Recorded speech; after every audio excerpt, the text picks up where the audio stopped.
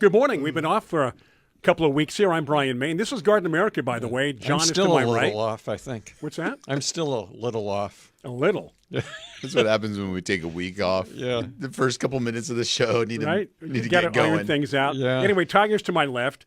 John would be to your left, and then you would be John. John, you are to John's left. Yeah, and you're to the right of John. Yeah. From you. See what I mean, folks? Now, quit talking politics. This is the best that we've got. Show. This is the best that we've got after 2 weeks. Back in studio. Anyway, what did you guys do for 2 weeks? What did I do? Well, I worked during the week. Last weekend, I slept in. Did you? Yeah, 6 o'clock. That's sleeping in. When the alarm went off today, I was in a dead sleep. Oh, that's really? the worst. I know. And the night before, I didn't sleep at all. But You know, you've always been a big REM guy, haven't you? I used to like REM a lot. I like their early stuff, I do especially. too. Absolutely. Yeah. Go ahead, Tiger. Catch up. I'm He good. just shakes his head. I'm good. You know, he's a great Ed McMahon. You know, shaking his head. Understands about half of it.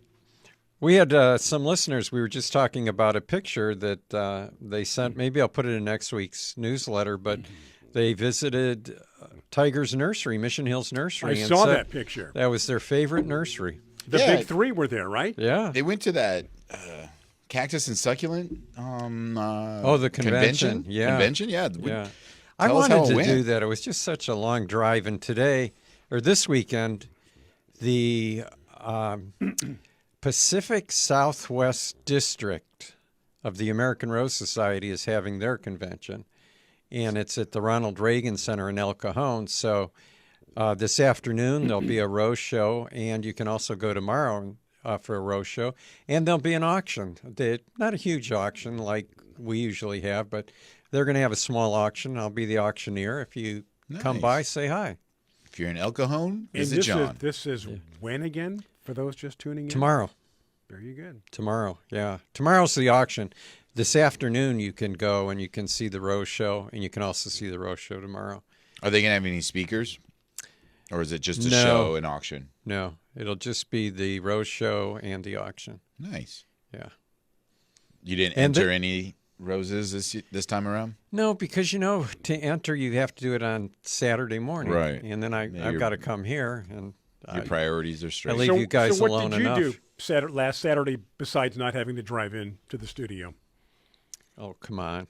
It was a long time ago. I know. There's times in your life when you feel old, and I don't know if we talked. I don't think we talked about it last week because we weren't here. But I don't know what makes me feel older.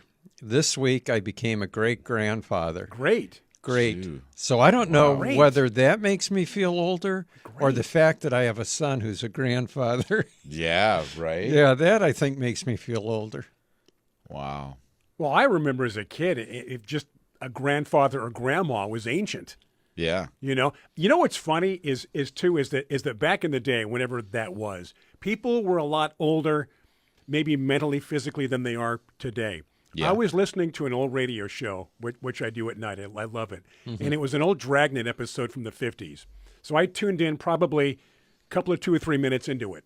And there's some guy talking like this, and he's talking to Joe Friday. Okay, like, elderly guy, right? Right. And then he mentions that his wife had just died. She was 63, and I'm 67. I'm like, what? Whoa. You're not 87? 97? That's what cigarettes and Well, the whole Whiskey. point is take a look at a 1960 high school yearbook. yeah. They look like Yeah. they're 35 years old. They do. So something has changed. I don't know if it was the baby boomers in the 60s or whatever, but people just seemed, you hit 50 or 60, that was it. Now Yeah. you're done. You're done. So you got about 8 years to go, right? And then it's over, right? It's over. It's over. No. Anyway, I hear what you're saying, John, about the whole perception of that. Well, like milestones, milestones yeah. that hit you, Yeah, right. That age, and like becoming a grandparent and then, a great grandparent. Those are eye-opening milestones to think that like, wow, there's, you know, 4 generations alive right now or whatever it may be. Can you imagine what you would feel like if Isaac was a grandfather? Right. That's what I'm saying. Like he's barely a, human, like in the sense of he's still just a child, right. kind of It wasn't a thing. that long ago he was just a spark in your eye. Exactly. Yeah. So it is about perception, which has a lot to do with growing plants and horticulture, the things that Right. we do, because you can look at generations of plants. It's amazing seeing a yard develop. By the way, did we have problem with our audio for a second? Because Dana said that we cut out in the middle of saying where I was going to be tomorrow. Oh, I Oh. think because you had a couple of swear words we had to omit. I don't know. I mean, I had to hit the 7-second delay. if we did, maybe, but I don't Are see we it okay now. now? Yeah, I mean, I haven't seen an issue. Now, when these things Well, happen, anyway- it could be our Wi-Fi at home as well. You know. Oh, okay. I mean, who knows? But anyway, if somebody's just joining, tomorrow I'll be at the Ronald Reagan Center in El Cajon for an auction. So Rose Auction. If you want to come by, just say hello. And Right? that's the Ronald Well, Reagan and- Center in and El if- Cajon. And if you're looking for the information, it's the Pacific. What like organization would they Google? It's a long name, isn't it? Yeah, if you go to the San Diego Rose Society website, you might find that information also, but it's the Pacific Southwest District Convention of the American Rose Society. There should be a lot of good roses to look at. If you just like to look at roses in a show, go take a look. Yeah. Speaking of that, we'll go to you. How are your roses this time of year? Great, in May, beautiful. right? Can't go wrong right This is now. the time of year everything's They perfect. look right? perfect. Everything's new. Yeah. Yeah, the budded leaf. up. Oh, I'm loving my leaf. Like- you know me, like- I'm a leaf guy. Oh man, Shiny, there's not smooth a leaves. bug. There's no disease. Right. It's absolutely It's- pristine. you're describing heaven. It is. It is. It really is. I mean, Rose I heaven. only have 4 roses: orange juice, Chrysler Imperial, a yellow one, which I can't remember the name of it right now. And you have the Katrina rose. Peggy Martin. Peggy Martin, and then John's no name. I thought you had the orange one, or did you orange kill juice. it? Yeah, but I gave you Marina.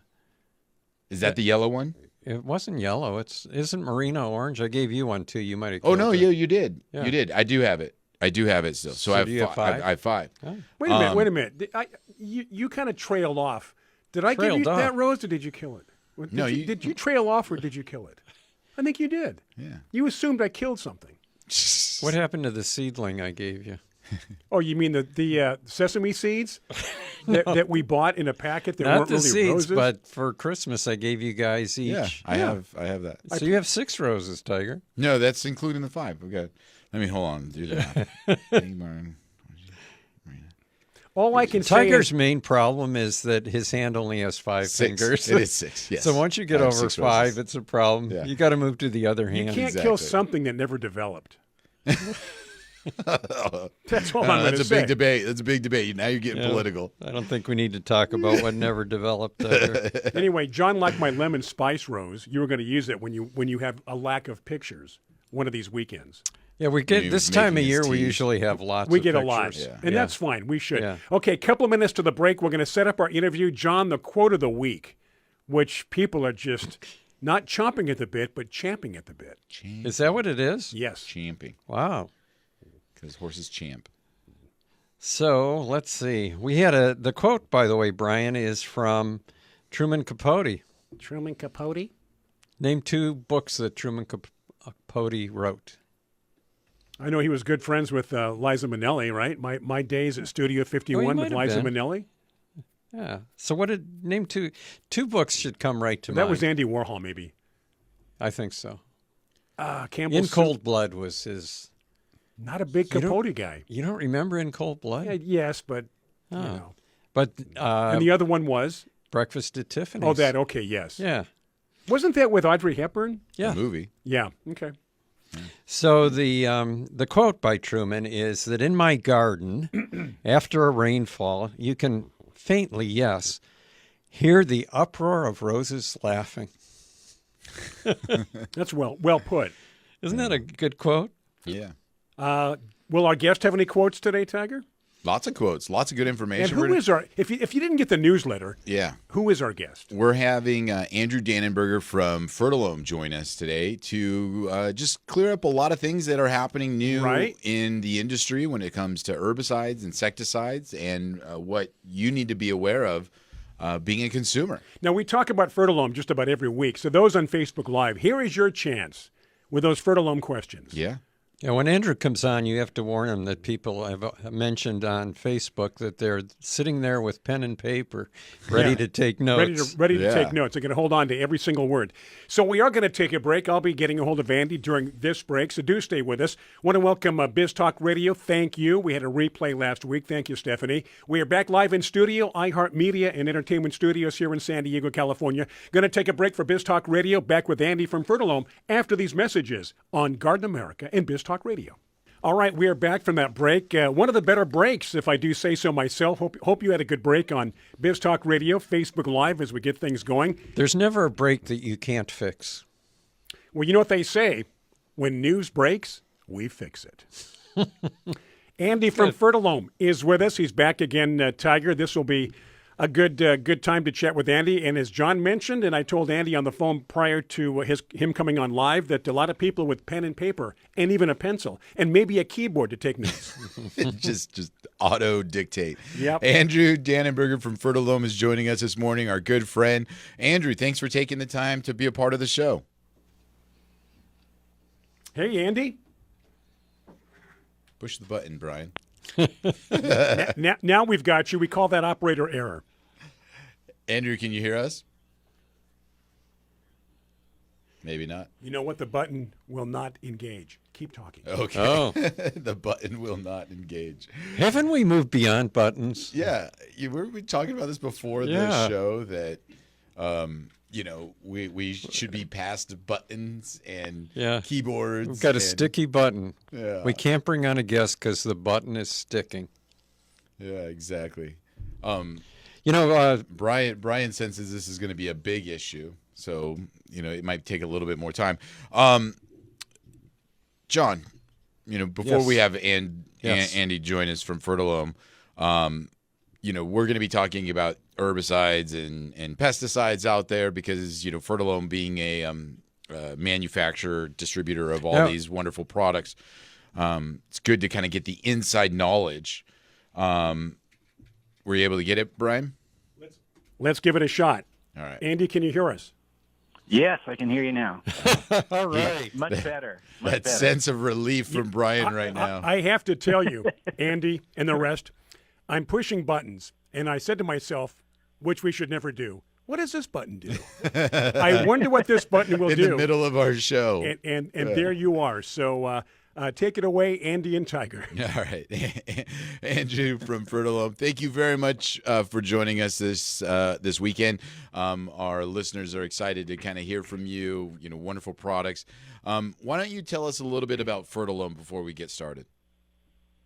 Sure. Yeah, no, thanks for having me. I appreciate being on today. So, yeah, Ferti-lome, well, we're a 57-year-old company based in Texas, and we sell lawn and garden chemicals, fertilizers, pesticides, organics, all kinds of stuff, all sold through distribution into lawn and garden nurseries and garden centers everywhere, all over the country. So, yeah, so we're a big partner for independent nurseries and garden centers there. So, Yeah, and that's a big deal being a part of the independent garden centers because it allows you guys to have a great selection of products for regional people and specific. Your guys' portfolio of products can be so specific to certain areas that it's amazing what's out there. When I look through your catalog and I see repellents and things for elk or moose, and different stuff, and I'm like, wow, I didn't even know that existed, and herbicides that kill plants that I've never even seen in my life Or heard of. or rampant in parts of the country. Yeah. It's pretty neat for you guys to be able to be that specific with your product selection. yeah, we are. We do make a lot of products that are regional. A lot of products are very general, so that you would sell on a national basis. But yeah, it's very cool. It's a very interesting, very cool company. We're a big supporter of Shop Small, Shop Local as well. You won't find our products in mass merchants, but you will find them in any and every independent nursery and garden center across the country. So it's pretty cool. It's a nice concept.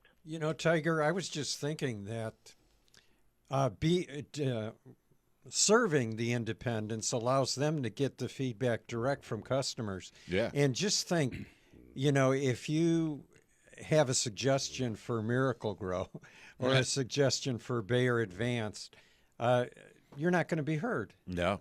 It's unless there's a million people that think the exact same way, they're not going to pay attention. So it's great that one company can focus on, really What the people want. Yeah, gardeners that are really gardeners. Yeah. Andrew, one of the products I want to talk about today is herbicides, because there's a lot of talk. We're getting into the spring right now.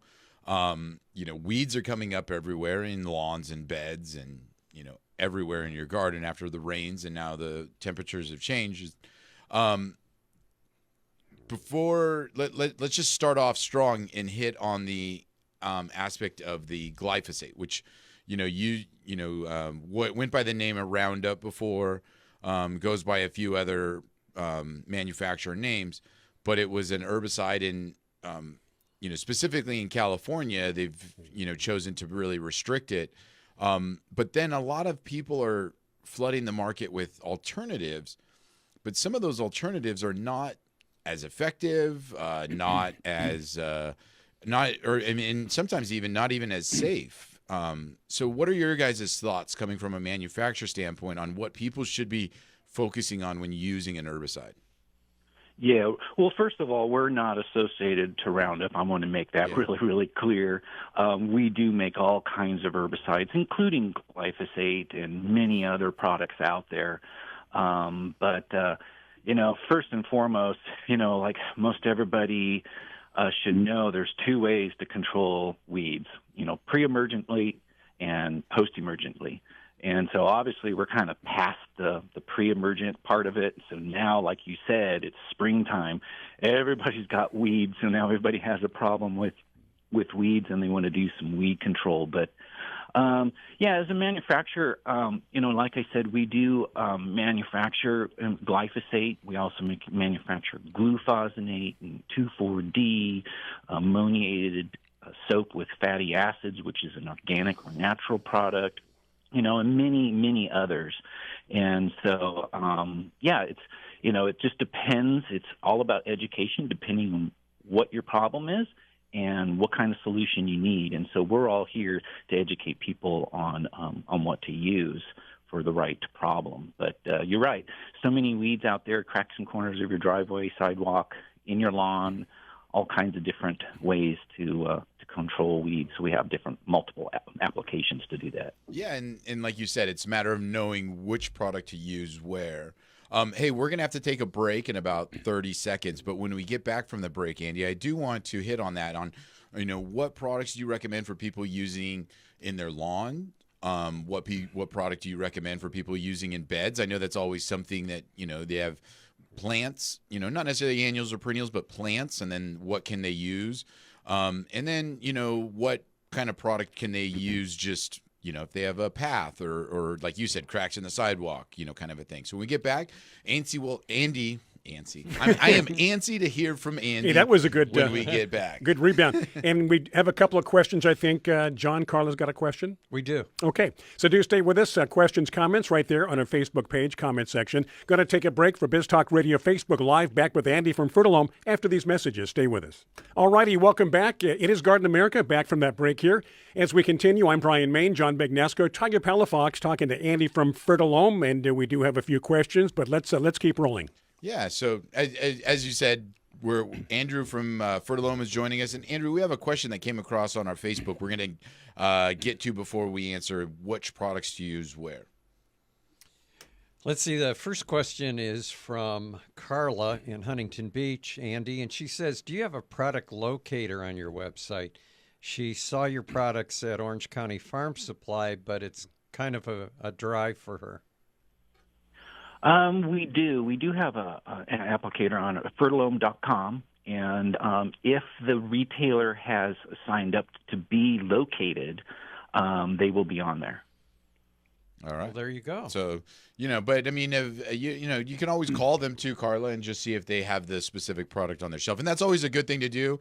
I mean, I hate to say it about independent centers, but because we are independent, we're not always as up to date as some of the other companies where it's like, I mean, nowadays on these mass merchants, you can go onto the website and it's like on aisle 4, shelf 3, we have 8 of them. Right. And you're like, oh, that's amazing. They got 8.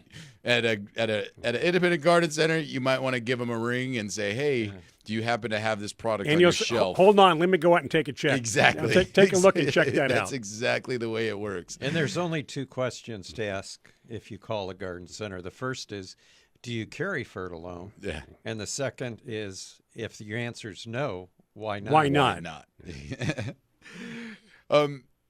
So Andy, as I mentioned before the break, a couple different areas to use an herbicide. Let's start off with lawns, because a lot of people are getting into that lawn mowing, lawn growing. They're getting some weeds in there. What are some products that you guys recommend for trying to control weeds in lawns? Yeah, we have a few. So that is what we call a selective herbicide. So it's going to select what it's going to kill. Obviously, we want to kill broadleaf weeds in the lawn. And so we have products called Ferti-lome Weed Free Zone, or there's another one called Weed Out. And these are products, they're sprays. There's some different configurations. There's concentrates. There's ones you can attach to the hose and you don't have to mix it all. Or there's RTU ones if you just want to do some spot treatment. But these are ones that are safe to use in your lawn, and it kills all your broadleaf weeds, dandelion, spurge, oxalis, the list goes on and on. We also have another one called Weed Out with crabgrass control. And as we get into summer, the crabgrass starts creeping in.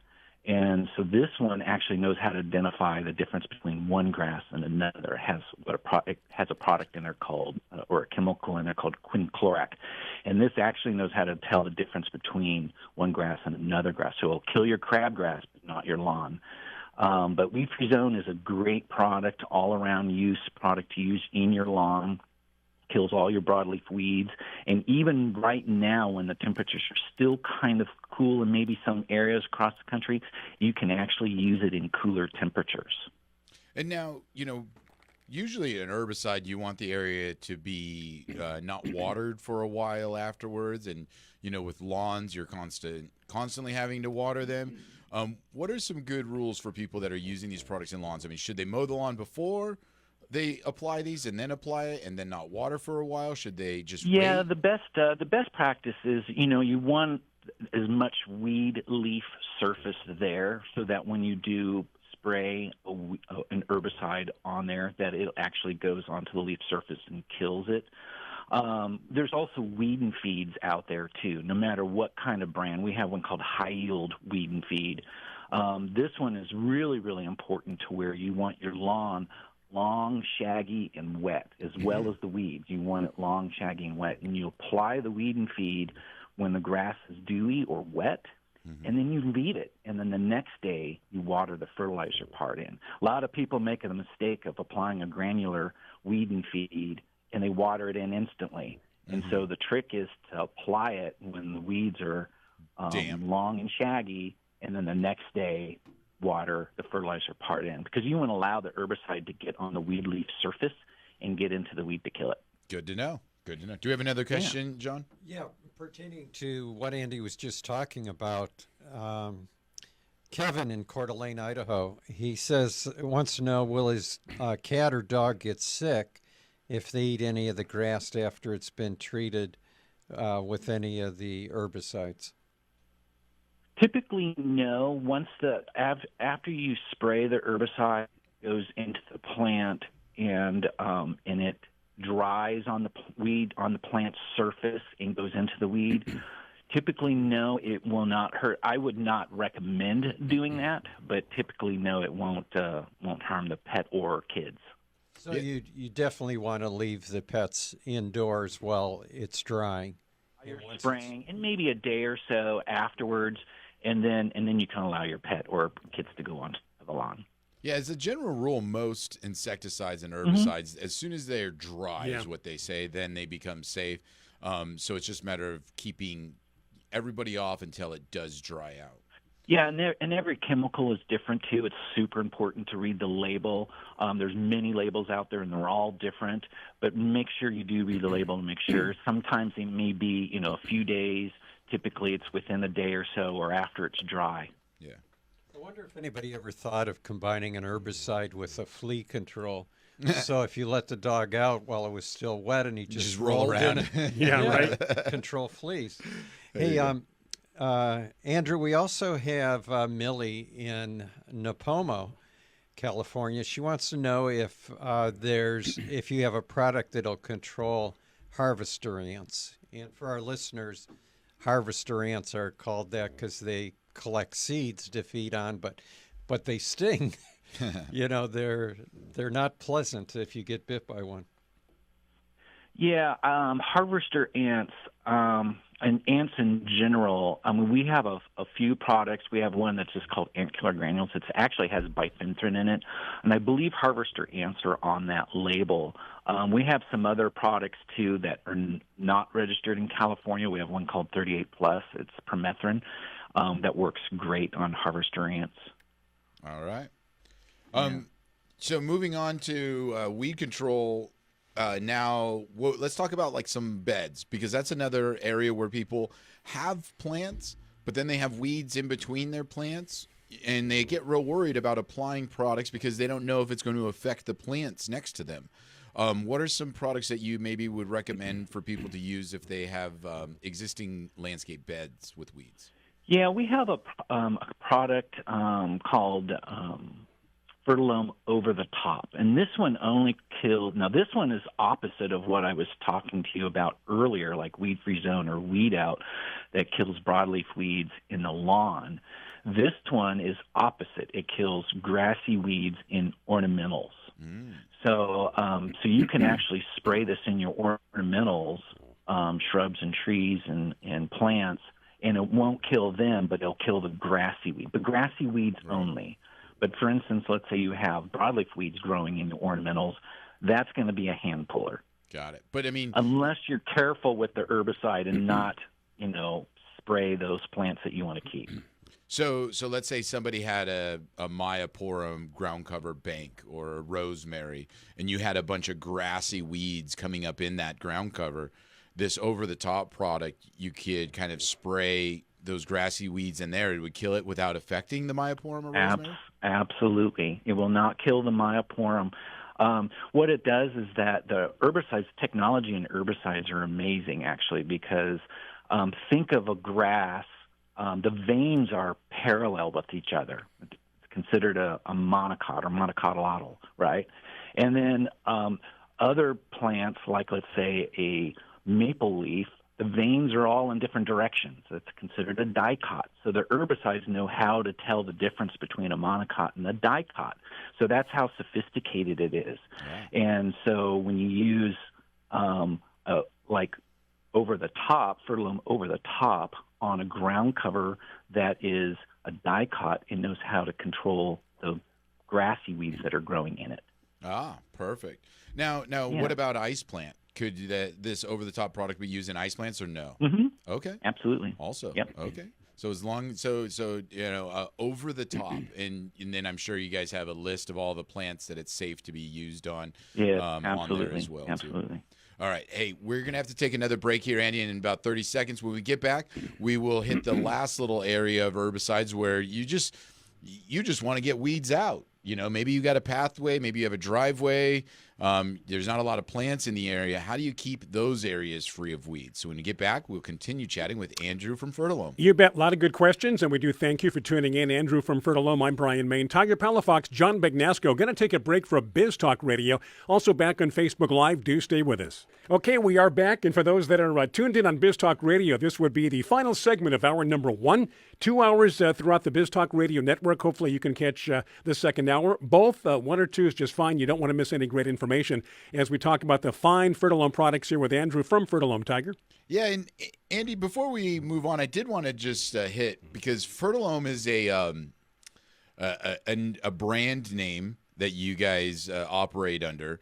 And then there's high yield as well, because depending on where people are listening and depending on what people are accustomed to buying, they might not realize that you guys are one and the same, right? Right. Yeah, we actually have 3 brands. There's Ferti-lome, which is kind of our premium brand. We have Ferti-lome Green, which is our premium natural and organic products. And then we have High Yield, which we consider our fighter brand. They're kind of just basic, but lower price point. Okay. And so we have those 3 brands, and they're out there in all the independent nurseries and garden centers. So, yeah, those are our brands that we have. Perfect. Thanks for clearing that up. Yeah. Oh, do we have a question, John? Yeah, actually, there's quite a few questions. Oh, okay. I'm not sure how you're scheduled, how much time we have, but we'll see if we can get through some of them really quick. First of all, Carla wants to give Andy props on his explanation of dicots versus monocots. Yeah, he's Said good. it was Yeah. very helpful. Sometimes you get into the horticulture side of it, and it might throw people off. But I try to make it understandable as much as possible. So. You did a good job. Okay, then also John in Newport Beach wants to know if there's any of the pre-emergents that you were discussing that could be used in a vegetable garden. Oh. Yeah, no, that's a great question. So at High Yield, on our High Yield brand, we have 2 products. One's called Turf and Ornamental Weed and Grass Stopper. It has Dimension in it. And then we have another one called Herbicide Granules with Treflan. That one, the Herbicide Granules with Treflan, is the one you can use in vegetable gardens, and it says so right on the label. Pre-emergents are a little bit of a tricky thing to use. You can use them all year round. Best time to use them is right at the end of winter, and then you apply it to the soil. It's granular. You apply it to the soil like fertilizer, and it prevents weed seeds. It doesn't interact with the seed. What it does is it creates a little gaseous layer at the top surface of the soil and prevents any weed seeds from breaking through that gaseous layer to the surface. And so the Turf and Ornamental Weed Grass Stopper you can use everywhere but vegetable gardens, lawns, ornamental, flower beds, all kinds of stuff. And the Herbicide Granules, you use that one specifically anywhere, and also in vegetable gardens. And I just want to clear up for people because, especially in vegetable gardens, the whole idea of a pre-emergent is that it doesn't allow the seeds to properly grow or germinate, like Andy was describing. Well, some people grow their vegetables from seed, and Yes, if you want to wait till they come up, you need to make sure that they are actually growing and have like foliage on them before you can use those products, right? And Andrew? Yeah. You want most people plant, a live plant, but those who do use seed, you want those plants to germinate and break through the soil surface, get to the light, and have a well-established plant before you put that herbicide granule down. Yeah. And another really good trick of the trade, too, is that after you do apply the pre-emergent, make sure you don't disturb the soil, because once you disturb the soil, you disturb that little layer that I was talking about, and then you're going to have to reapply again. Good to know. Lenore in Canyon Country wanted you to know that she went and bought some Ferti-lome products after Tiger talked about them. Nice. So she listens to what Tiger says. The second part of John's question, I think, was a little more difficult, Andrew. He wants to know if there's anything he can do for nutgrass. Nutgrass, yeah, there are products out there. I have one in suspension right now with the state of California, but there are products out there for nutgrass. You will ask one of your really good independent nursery and garden centers and see if they have a product on the shelf for nutgrass. Nutgrass is a problem, especially if it's really prominent if there's areas that are getting lots of water, because they like lots of water. There's a couple different kinds of nutgrass out there, but there are products out there for nutgrass. But where was the listener from, John? Newport Beach. Oh, okay. I don't know. Newport Sorry. Beach. But you guys do have a product that's available other places, but just other not than in California, California, right? Is what you're saying? But it's pending in the state of Right. California right at the moment. So if yeah. anybody can, push California along, that'd be great. I would think that if it's suspended or pending in California, it really works. Yeah, well, I mean, the state of California has its, issues. They're 2 or 3 years behind on registrations and, budget constraints and all kinds of stuff. So, it takes a while to get stuff registered here in California. So Andy, then we were talking about herbicides in areas where maybe you're not so worried about your existing landscape or lawn. You got weeds and cracks of driveways or on paths. What are some products that you recommend for use in those areas? Yeah, so before we talked about selective herbicides, now we're going to get into non-selective herbicides. So we have, quite a few products that you can use to control weeds, anywhere that you don't want something to grow. This is what you would use. We have a product called Kills All Weed and Grass Killer. It's a spray. Comes in multiple sizes, and we have another one called Decimate, and we have an organic solution too. Ferti-lome Green Weed and Grass Killer, but all of these kill weeds in and around your cracks and corners of your driveway and sidewalks or rock, driveways or rock gardens, things like that. So these are non-selective herbicides. You spray it and kills anything that you want not to grow. Got it. And there's a lot of we're gonna have to take a break in about a minute, Andy. And so when we get back, there's a lot of products that are coming out, a lot of recipes people are turning to for herbicides.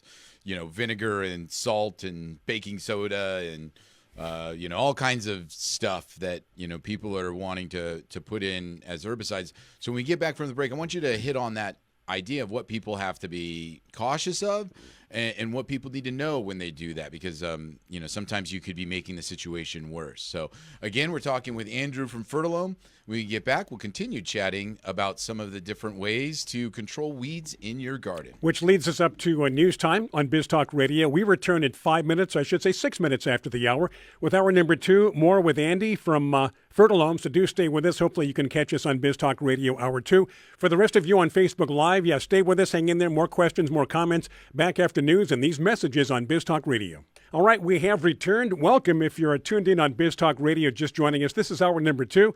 Thank you for joining us. The rest of you on Facebook, we do appreciate it each and every week, or most every weekend here on Garden America, as we continue with Andrew from Ferti-lome. Tiger? Yeah, so before the break, Andy, we were just mentioning on all the recipes that people are putting out to kill weeds, to stay away from some of the selective herbicides and non-selective herbicides that we talked about earlier in the program. What are some things that people need to think about when creating their own little herbicide recipes? Yeah, herbicide recipes are interesting. There's people can Google stuff. There's vinegar solutions and all kinds of things like that. They're safe to use, and all these different kinds of things. And because they're conscious about, the herbicide world has been kind of turned upside down due to, certain regulations in states and stuff like that. So people are trying to use all different kinds of alternatives, which is fine. Most of them are just a top kill or a burn, like, using a vinegar solution, things like that. And even we have a product called Ferti-lome Weed and Grass Killer. It's a natural and organic product. It's ammoniated soap with fatty acids. But there's little tricks to that. You can use those things. It just does a top kill, burns just the foliage, but not all the way down to the root. And so what's really, really important that if people use those kinds of solutions or products is that this is the key. Make sure that the root does not get moisture. Because if you use those top kills, it just kills the weed leaf surface, but the roots are still there. But if you go back out and wash your car after that weed is dead, or you think it's dead, that water gets down to the root and that weed just comes right back. So it's really important that if you use those organic or safe solutions out there, spray it. You'll notice that the weed will die right away, sometimes a day. But if that root gets moisture, it'll come right back. So it's important to not get water down to where those roots are and or sometimes you have to spray again. Okay. But that's a little trick on those. But there's other products out there that work all the way down to the root. All right. Last thing I wanted to chat with you about this morning, Andy, big change in California this year, outlawing imidacloprid, right? So our systemic insecticides that, we were using, California doesn't allow that to be sold anymore. So that's going to change the landscape of what products for people to be used. Is there anything systemically that people can use for control of pests? Well, there is not. Imidacloprid has been a big staple in our industry for a really long time, and unfortunately, due to some misuse and maybe a little bit of politics and so on and so forth, especially here in the state of California, imidacloprid is no longer for sale in the state of California and maybe a few states in New England and partially in some other states or counties across the country. But we haven't heard, I take that back. We have heard that there may be some systemic insecticides coming down the road, some new tech, but nothing available in the retail market at this moment. So right now it's really just using some good topical or contact sprays to control live insects, maybe some larvae, and insects from attacking shrubs and trees. And I do want to allow you to kind of hit on this idea for a minute from the standpoint of, now we have to kind of be, I think, a little bit more careful of what we're doing, because before, when we were applying an imidacloprid, we could, soil drench, the plant absorbs it and is protected from the inside out. Now, if we go back to this kind of just spray, sometimes those products can be more harmful to the surrounding environment than the imidacloprid argument. And, now people are going to be spraying, much more, which, again, like I say, now you're going to hit all the good bugs along with the bad bugs and some of the other issues. So what are some good spray practices that people can exercise? Companies out there that even brought back acephate, which is actually a systemic insecticide, but it's an old technology. As a matter of fact, it's an organophosphate, and it's actually worse than imidacloprid is today. And so it's interesting how the industry has flip-flopped, and they're bringing stuff like that back into the industry, which is kind of weird. So you really got to check the active ingredients. And you're right, Tiger. Now that we have to use contact sprays, for foliage on the foliage, then all your beneficials are more susceptible to all of the sprays that we're using now, because that's the only choice that we have. And again, it's all about education. So we're taking a stance, Ferti-lome, we're taking a stance of making sure people understand when to spray, how to spray, and what to spray. And that's really important, because a lot of your beneficials are out first thing in the morning, and you just got to be careful of what you spray, or right now things are blooming. There's lots of flowers. You got lots of bees and ladybugs and all kinds of stuff out there right now, and you don't want to get rid of them, but you have an insect problem at the same time. So okay, wow, lots of great info to digest. Did we get all the answers question there, John? We did. Okay. I'm biting my tongue because I'm so upset over this imidacloprid. Probably, in my opinion, one of the most environmentally safe products to use, and effective. And it's going to be out. Is it already banned? Yeah, you can't get it if you're in California. Off your shelf. It's off the shelf. Oh, gee. Yeah. No longer for sale on retail shelves. Yeah. Now there are landscape companies all over the state that have pesticide licenses that actually can spray systemic insecticides, imidacloprid, in people's yards or in landscapes. But they have to do it, and it's a product behind the shelf. They use it, and you can hire them to come and drench or spray, trees and shrubs in your yard. Yeah. Hey, as we say goodbye to Andy, I wanted to leave him with this thought from Carla. She believes that there's a verse somewhere in the Bible, Andy, that says, that when nutgrass takes over the world, the second coming is near. I feel some people. I think I believe that too. Yep. So nutgrass can be a really big problem if you don't control it. Yeah. So hopefully the state of California will approve our stance on that, and we'll get something going here pretty soon. All right. Hey, Andrew, thank you very much for joining us this weekend, and have a great rest of the weekend. And thanks again for all the information. Take care. You're welcome. Thank you guys. Appreciate You bet. it. Thank you, Andy. All righty. So there you go. With a lot of things to digest and think about. I knew John would, when he talked about Imidacloprid. Right. Yeah. I'm trying to enunciate. The way that imidacloprid works, by the way, is it can be applied, like Tiger was saying, systemically at the base of the plant. It'll protect the plant from sucking insects for up to a year, right? Yeah. And you're not spraying it in the air, which you have to do, even if you think it's going to be marginally safe or pretty safe, an organic pesticide. It does go in the air. Yeah. I mean, we can say these people, oh, well, I'm going to use soap and water on my plants, right, for bug control.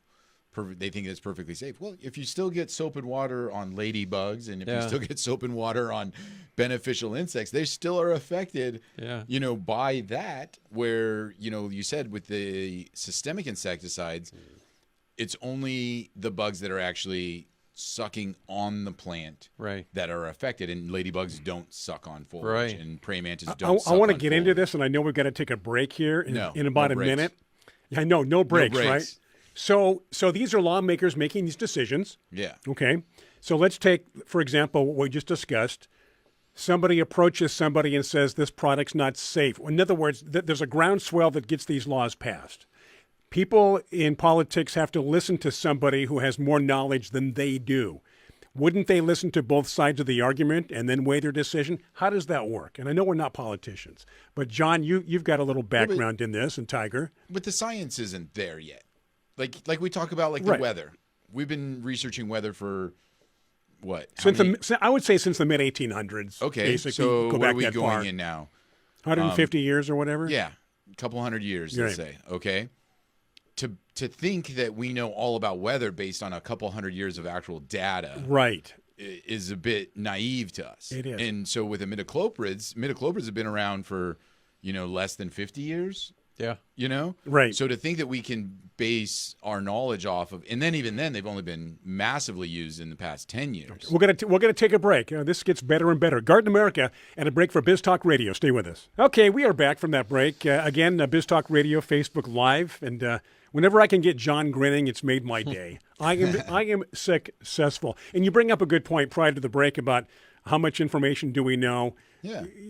Some people, there's a process that all these products go through before they're released. Yeah. And then it's like a recall.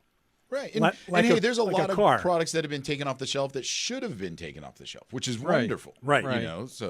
But also this exists in our society today. There's a brand of radical environmental activism that doesn't use common sense, in my humble opinion. And doesn't even use the product. No, seriously. But I mean, they have an almost religious They're almost zealous. religious zealots. Yeah, zealots. Maybe because they're lacking something in their lives, and it's a group think that has no common sense behind it. So when you, we don't want to go any further into this because it's we're keeping it generic. Yeah, but anyway, they'll pull things off the internet, and things start to get, spread and said, and it's actually not true, or there are no studies to back it up. See, in my common sense, logical world, somebody brings something to the attention of a state, politics, whatever, state capital, right? And they take a look at it and say, "Oh, okay, we need to bring in now scientists and other people who may have a different point of view that tells us this product's safe." And then you have the back and forth and you weigh the arguments and come to a decision. I don't know if that's how it works or not, but you would certainly think somebody listens to both sides, because the people making these decisions, lawmakers, they don't have the background. They have to rely on. They're using the smarter people around them to make the Exactly. decision. So to listen to one side and say, yeah, you're right, without having all the facts, that's my point. And John asked the question, wasn't there some evidence that imidacloprid killed bees? Mm-hmm. That's exactly what I'm talking about. That got put on the internet about study or about something that happened in Europe, which wasn't even true. And it got spread, and that was used as the source of it. And it wasn't that it killed bees if you sprayed it on them. They said that it killed bees if bees went to the flowers later on. Yeah. And as it turns out, the imidacloprid molecule is too large to go from the plant across the peduncle and go into most flowers. So it really doesn't affect bees at all. The pollen doesn't affect the bees. That's what I'm saying. Yeah, and so to give the other side, such like a weak argument. Yeah, go ahead. To give the other side, like you say, Brian, just so people are aware, that's the argument against imidacloprid. Is they are saying that the imidacloprid products not just kill the insects that we want to control but and pollinators, kill, but they also kill pollinators. So that, bees, butterflies, even to go as far into hummingbirds, maybe, and stuff like that. And what John is saying is the science behind imidacloprid on that side is saying, well, yeah, that's okay. We want to look into this. We want to see if this is true. Right. That would not be good. We don't want to kill pollinators. And there's ways to experiment and find out if that's true. And exactly that's it. And they're fine on that. Okay, this product gets absorbed into the plant. It goes to the flower. You're right. But then to think that it actually goes from the flower into the pollinator is virtually impossible, because this molecule cannot make that jump into pollen or into the nectar or into the products flower that itself, that pollinators are going to, because it's too big, as John said. Correct. It can't transpire from one to the other. And so and so what I was kind of getting at with Andy is that now we could be almost doing more harm, because the products we're going to switch to are these sprays, aerial sprays, where people are going to be spraying butterflies. They are going to be spraying ladybugs. They are going to be spraying bees. Just by default, it's going to happen. And these sprays are going to go onto the flower, onto the other parts of the plant that the pollinators are going to, and which is almost probably going to be more detrimental to this whole pollinator population than anything else. And then here's the other funny thing about it, though, because let's be real, home gardener population of applying all these products is very small.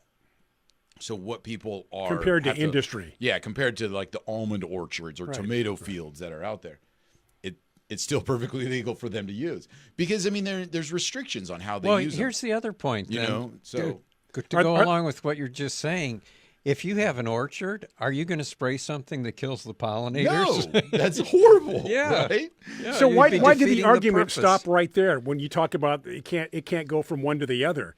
Yeah. Okay, now that's a great question. So if the other side, somebody would have to pay for studies to make sure that was true, then they would have to initiate a lawsuit. But isn't it even more irresponsible just to take somebody's word for it? Yeah, I'm surprised you would think that doesn't happen. I know, in my little naive world. Yeah. You know what? So do we want to hear the other side? I don't think so. It's going to cost too much money. Okay, then ban it. Yeah.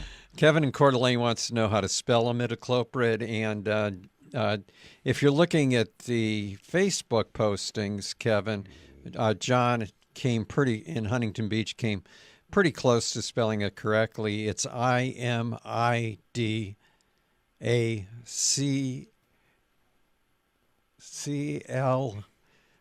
don't have it, though. I think there's an H in there somewhere. If this was a spelling bee, I'd have to give you the buzzer. Well, use it in a sentence, and then I'll spell it correctly. So anyway, it's close. If you look up IMIDACL and then try to get cloprid off of that. IMD. Okay. ACL. No, it's IMAD, right? IMID. IMID, right? IMIDACLOPRID. Okay. Yeah. There you go. John was pretty close. Yeah. So Carla- Go ahead. Yeah, go ahead. Okay, Carla says that a local garden center told her that HB 101 is not going to be available in California. Oh, really? I believe that because they were And she they were wants to flying know- under the radar in so many ways. She wants to know if it's true. She's stocking up just in case. Okay, so what was it? What is it about that product that doesn't surprise you that it might be banned? Because their labels aren't. They don't really say what it is. So, Worm Gold Plus. Right. Right. Tony? Or no, Tony- who was that? No. No. Worm Who was Gold was George Hahn. George Hahn. Okay. Worm castings. Okay. Worm castings. This is worm poop. Okay. When he first had As organic as you can possibly get.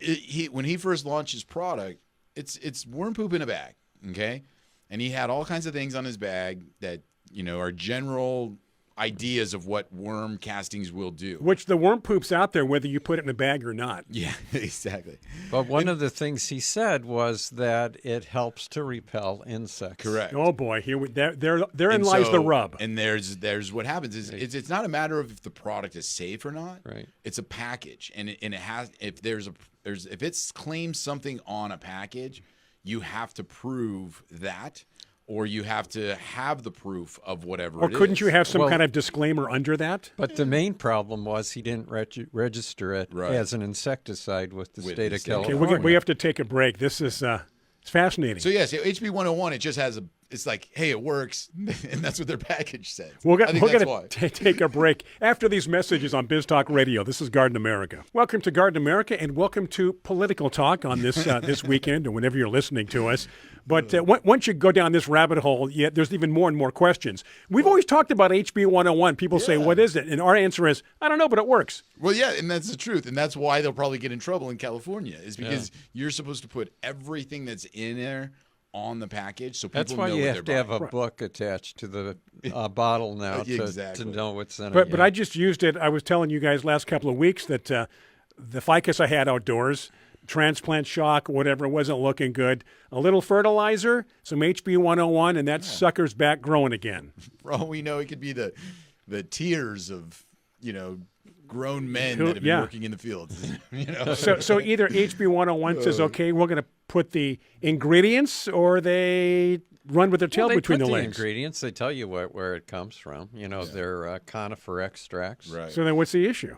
They don't have the exact. Okay.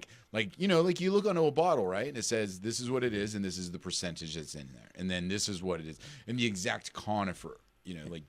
Conifer is a very general. So by putting on the label, it contains this and that is not good enough. No. It's not Not for this or California. that. You got to know Not for what California. percentage of each. This or that. Okay, yeah, I got you. Okay, John. Let's see. Tanya and Carla are talking online about how it could be you could get it through Amazon. And here's the warning on that is right now you can buy it on Amazon, but eventually Amazon, complying with all the state regulations, will say cannot be shipped to California. Right. Correct. Right. Because I did that with the squirrel bait. It was outlawed in California. And then I had a huge squirrel problem, which I've now taken care of, I hope. But I had to buy it online. And then eventually the companies I was getting it online from said cannot ship to California. Yep.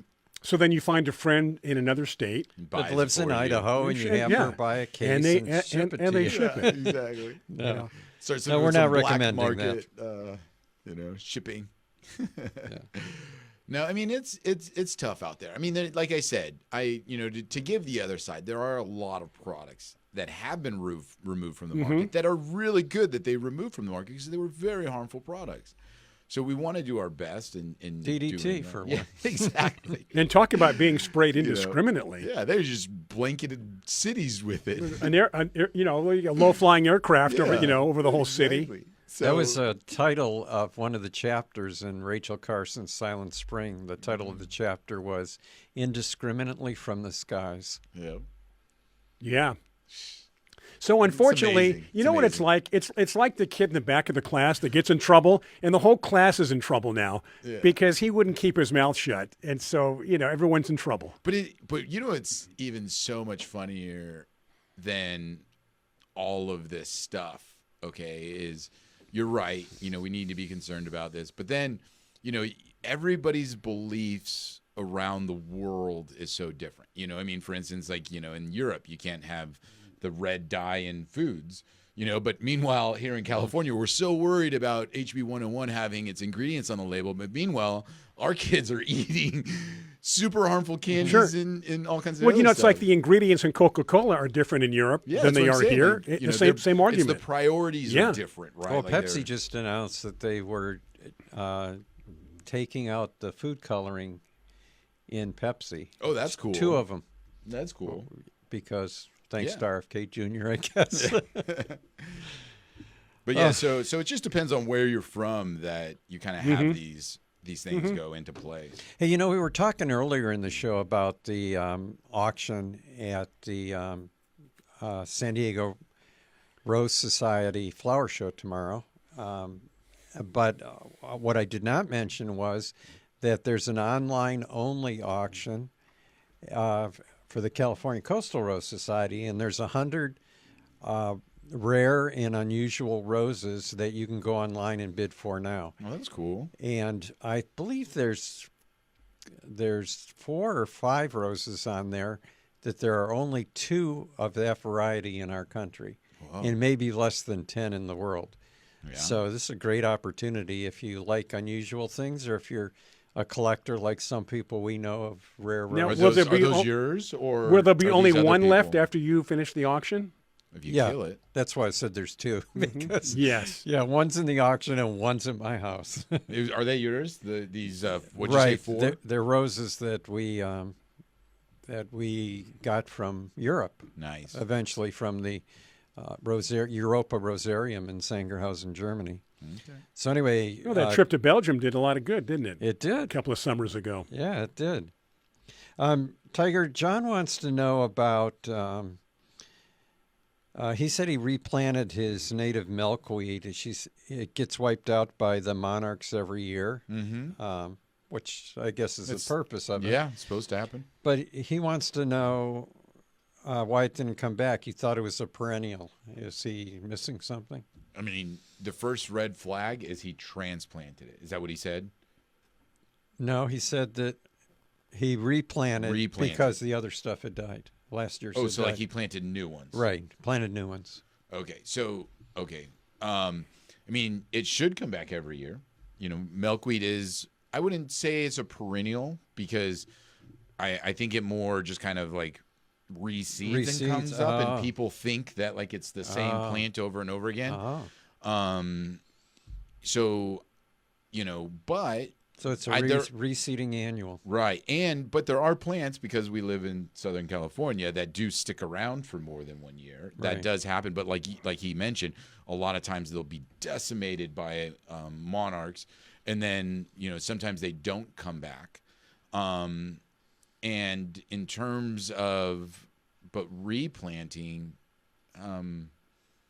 they didn't make it. Oh yeah. So he needs. It's best if he can plant them early before, because a lot of people will plant them at the time that the monarchs are eating, and then it doesn't really give them that chance to develop and grow and reseed. Like, people are like very reactionary. They're like, oh, I got monarchs, I'm going to start planting milkweed. Well, if they planted it early, the plant would fully develop, grow, flower, reseed, repopulate, and do all that. But because they plant them late, usually the plant doesn't have time to do all that process. So, if you're planting them in the middle of the feeding period, you're not going to get new ones coming back. I lost the question now because there's so many comments on Facebook, but it may have been Veronica, but somebody was asking about a book on companion planting for vegetables. And one of the first books to talk about that, and still is used as a standard today, is Louise Riott, Riotte, wrote a book called Carrots Love Tomatoes. So We talked about that it'll before. talk about Yeah. companion planting, and then she also had one called Roses Love Garlic. So those 2 books are great for companion planting, and I'm sure if you go to Amazon and look it up, they might offer, like, you might also be interested in, or people who bought this Yeah. also bought this. Yeah, a lot of the vegetable garden books, I think even the Square Foot Gardener has a whole section on that as well. So, yeah. What do you call? Oh my gosh, I just lost the word. The plant that tells you when it needs water. Indicator plant. Boy, I love the hydrangea. It tells me. Oh, your impatiens used to tell you also. Yeah, little, kind of hanging their head. Time But to so does water. the hydrangea, which hasn't bloomed yet, but it's got nice leaves. And Mine are just coming into bloom. Do you have a favorite little perennial? Because I remember at your old house in Fallbrook, one of the things I loved was in your front yard, and you had all these like little perennials that you had collected from, Altman's and Plug Connection over the years, and they were just like these fun little like New Guinean patience or Calibraco or something like that. In your yard now, do you have any new favorites of those plants? Because you started to do that along the left side of the driveway, right? Yeah, and I think I told you I just replanted one of those that I had out there, which was that, I'm trying to think of the new name for it, but it was that variegated lavender, the one that doesn't flower. Oh, yeah, yes. Yeah. Merlot? Merlot is Is that what the one you the were name saying? that it came out. Okay. Merlo. Merlot. But it's come back out under a new name. I think I got mine at Home Depot of all places. Yeah.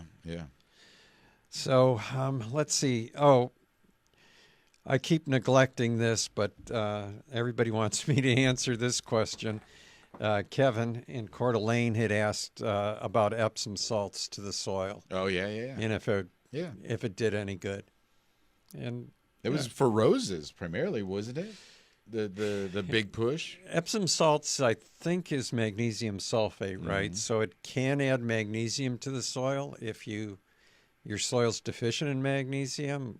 We're not in California, and I know of very few soils that are magnesium deficient. So the point is magnesium sulfate, Epsom salts, is a salt. It's got salt in the very name, Tiger.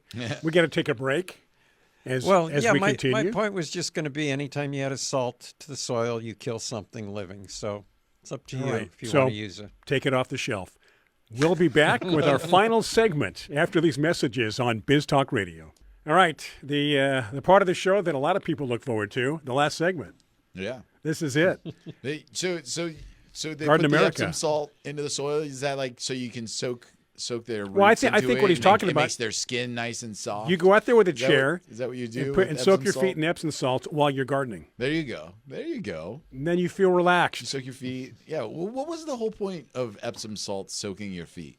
Wasn't it supposed to make your like skin soft or sore muscles or something? Something like that. You Go don't soak do your it? feet in Epsom salts. didn't do Epsom salts. I think, right, John?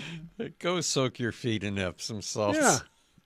Don't you? Right? Isn't I that think it like was a just thing? a Isn't that like a real thing? Yeah, it's supposed to be. Yeah. What does it do? You don't know? I've never done it. You never done it? No. Have you? Well, obviously you haven't. No. How about your wife? Yeah. She does. has. Like we have a bag of Epsom salt, and I'm trying to Ask think her. of why. Like what? You know, a lot of people do things just because their folks did it or their grandmother did it. It was supposed to relax your muscles. Oh, is that what it's supposed Yeah. to do? Relax. I'd rather have a good foot massage Yeah. Right. than doing that. So talking about like why you do things, Vicks. Vicks Vapor Vicks Rub. Vapor Rub. Yes, Okay. as a kid on your chest. Where did you put it on your chest? My mother put it on my chest. That's and, where- and maybe right under my nose. Okay. But the chest that was seems like, logical. That seems logical, right? But we So- always put it in your nose, which you're not What? supposed to do. No, I've never put it in my nose. Really? How could you survive? wow. Well, you could certainly breathe after that, I'll No, tell you that. You would never stop crying. But you were going to make a point. Bottom of your feet. My family was like, you put it on the bottom of your feet. What? Yes, I don't know why. I think it's a And Hispanic then, thing. and then it's I like think a it's Bayer Hispanic product thing. that translocates up your Exactly. body from your feet into your nervous system and into your muscles, right? But it's a vapor rub, right? Yeah, but bottom of your feet. You put it on the bottom of your feet. It was my family. I See, think it was a Hispanic thing. And it could be, but again, the answer to a lot of those questions is because we've always done it that yeah, way. exactly. Why? Don't know why. We've always done it that way. I can't believe you. Are you serious, John? You would put it in your nose. Yeah. Well, your parents would put it up your nose, right? Yeah, kind of, I guess. He seems embarrassed about this. Well, because I feel like Well, I feel like it would burn. Like, you know what I It mean? didn't Like, burn. Definitely didn't burn. like, I feel like when you put it on your chest, it makes you like almost cry already. Like, let alone like in your nose. Vicks Vapor Rub. Boy, do people still take Geritol? I don't think so. I haven't seen that in a long time. Remember Was Carter's that pills? a vitamin? Was that a vitamin? Geritol? No, it says spoonful of, if you have iron poor blood, take a spoonful of Geritol. I thought that was for old people. Well, it was. Yeah, absolutely. I'm just wondering if they do it. I don't know. I'm I don't old know any now, old- and I've old never people. Taking it. never taken it and never seen it. Iron poor blood, which means if you lack iron, obviously. That was a supplement. Mm-hmm. Geritol. Remember Carter's pills? And there's an old I saying. remember the presidency of Carter. It was not good. No, this is. Come on, you're older than I am. I remember Carter's pills, but I don't remember what they were used for. And then somebody would say, I don't know anyone who took them. he has more flowers than Carter has pills. That was well, the I saying. remember that. Yeah. Carter's pills. Yeah. Somebody look that up. Google that. Yeah. My dad used to say that all the time. See? Yeah. And we would say things because our parents said them. Yeah. You didn't know the know, source. yeah. You just knew it was a saying. And that's what was said. Yeah, exactly. Dana's being corrected by Uh-oh. autocorrect because she wanted to know if anyone had to take toddler oil as a kid. Toddler. Yeah, she must have read that in because she meant cod liver oil. Cod liver. Oh, yeah, cod liver oil. She got No. corrected to toddler oil. Just the name. Cod liver Yeah, oil. horrible. Like, how can you even get past that? Right? Like, what are you drinking? Cod liver oil. Like, I don't even want to do it. You know? Don't even. I'd wanna rather go suffer there. with what I have. Yeah. I misread Lisa's comment here.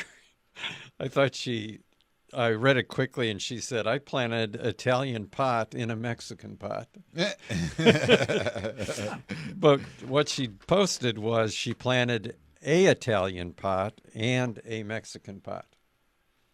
Clay. I assume she's talking about Italian clay and Mexican clay. You know what I was thinking? What? She did like an Italian pot of herbs. Oh, and a a Mexican pot of Oh, herbs. maybe so she's that got is like what she means. parsley and oregano and basil in the Yeah. Italian, and then then cilantro. Right. Episode. Yeah, in the Mexican one. Oh, it could be what she meant. I don't know. That would make a lot more sense. Would it? Yeah. Okay. I think so. Yeah. I think the merchant in me went immediately to the days where we would carry both Italian and clay. Right. The Italian clay was always high fire. Yeah, it's great. Better quality. The Mexican was low fired, so you used to have to paint the inside of it with a preservative Well, to that keep was it from disintegrating. Yeah, that was back in the day, but now they come painted. Oh, you know, right? Like, yeah. like because like you're saying, if they are not painted, you get one season out of them, and they just start to break apart. I remember when Oaxacan pottery was a big deal. What is that? Is that the Pottery from Oaxaca. But is that the They were colorful ones? We call it No. They were different shapes. Like Calavera? Mayan and Aztec shaped pots, like llamas. But they were and Mexican things. clay. Yeah, Okay. but a lot of different shapes, Oh, okay. unusual shapes that you wouldn't normally see. Yeah. There was the pottery from Guadalajara was pretty much, they had 5 or 6 shapes and they didn't vary. I don't know if they still carry that pottery anywhere. We have 1 minute. Wow. Hey, For what? Hey, Garden Walk is next weekend. Mother's Day. Mother's Day's weekend. next week, right? Yeah. So if you're in the San Diego area and you want to go to the Mission Hills Garden Walk, buy your tickets online. I'm sure there's a lot of garden walks happening, garden tours happening all around wherever you are because it is spring. We're not going to have a great weekend this weekend. It's very cloudy and It is. cool. Yeah, it's kind of Next it's a weekend, muckety though, weekend. It's supposed to be nice. Beautiful. You should come see the flower show tomorrow, the Rose Show. Bring Dana over. There's a lot of things I should do. We could have a guest auctioneer. You come up and just to warm up for the fall auction off one or but two by roses. by the time the fall auction, the warm up will have worn off. Oh, okay. Okay, that's it. But we will be at the fall auction, all of us. Plenty of time to plan for that. We'll talk more about that. Hey, thank you for joining us. A big thank you to Andrew from Ferti-lome. And again, thank you for tuning in on Biz Talk Radio, Facebook Live. Enjoy the rest of your weekend. Have a safe week. We'll do it again. We'll reconvene next week right here. Yeah, we're warmed up now. Warmed up Started and ready to go. off slow, but warmed up quickly. For the entire crew, I'm Brian Main, Tiger Palafox, John Begnasco. Have a good one. Be safe. We'll do it again next week right here on Garden America. Take care.